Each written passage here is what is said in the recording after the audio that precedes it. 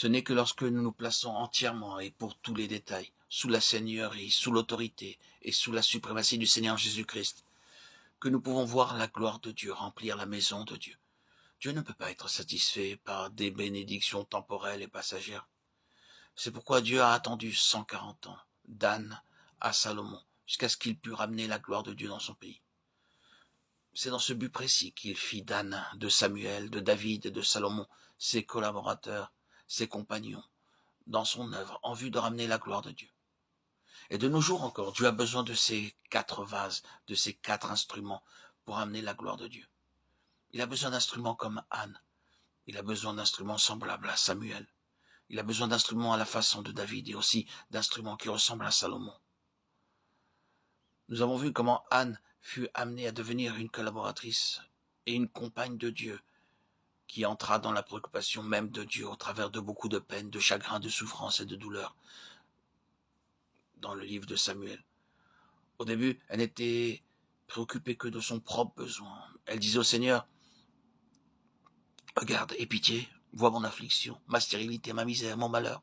Oh Dieu, rends-moi heureuse, donne-moi un enfant. » Pendant des années, sa prière ne tournait qu'autour d'elle-même, n'était centrée que sur elle-même, sur ses besoins, sur ses aspirations, sur ses désirs. Et Dieu gardait le silence. Il est un Dieu d'amour. Et de toute éternité, il avait décidé de faire d'Anne sa collaboratrice pour un dessein très grand, très élevé.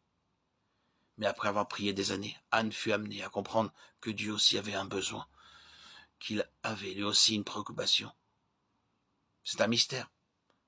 Comment se peut-il qu'un Dieu si grand, si puissant dépende de toi et de moi pour satisfaire un besoin qui est là en lui-même dans son propre cœur?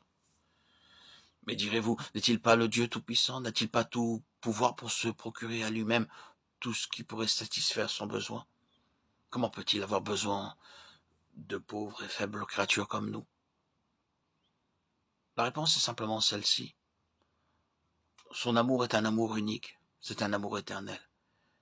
Et Dieu veut que nous soyons remplis de sa plénitude. C'est pourquoi il veut faire de nous ses collaborateurs. Et connaître l'amour de Christ qui surpasse toute connaissance, en sorte que vous soyez remplis jusqu'à toute la plénitude de Dieu. Éphésiens 3, 19. Son amour est unique, incomparable. Il veut que nous soyons remplis de sa plénitude. Il désire que nous soyons remplis de toutes les bénédictions possibles et imaginables dans les lieux célestes, en Jésus-Christ. Éphésiens 1, 3. Il est bien dit qu'il nous a au passé bénis de toutes sortes de bénédictions spirituelles dans les lieux célestes, en Jésus-Christ.